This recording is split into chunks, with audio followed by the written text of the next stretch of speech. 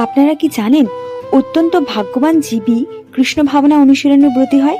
শ্রী চৈতন্য মহাপ্রভু বলেন, দেহান্তরিত অসংখ্য জীবকুলের মধ্যে অত্যন্ত ভাগ্যবান একজন হয়তো কৃষ্ণ ভাবনা অনুশীলনে ব্রতী হয়।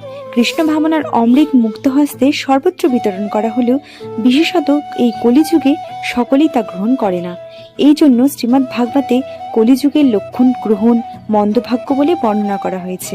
তাই শ্রী চৈতন্য মহাপ্রভু বলেন যে একমাত্র অত্যন্ত ভাগ্যবান জীবী কৃষ্ণ ভাবনা অনুশীলনে ব্রতী হয় এবং এইভাবে তিনি মনোরম, জ্ঞানময় এবং আনন্দঘন এক জীবন প্রাপ্ত হন। কেউই তার জড় ইন্দ্রিয়ের দ্বারা শ্রীকৃষ্ণকে জানতে পারে না, কিন্তু ভগবান তার ভক্তের প্রেমময়ী সেবায় সন্তুষ্ট হয়ে তার কাছে নিজেকে প্রকাশ করেন।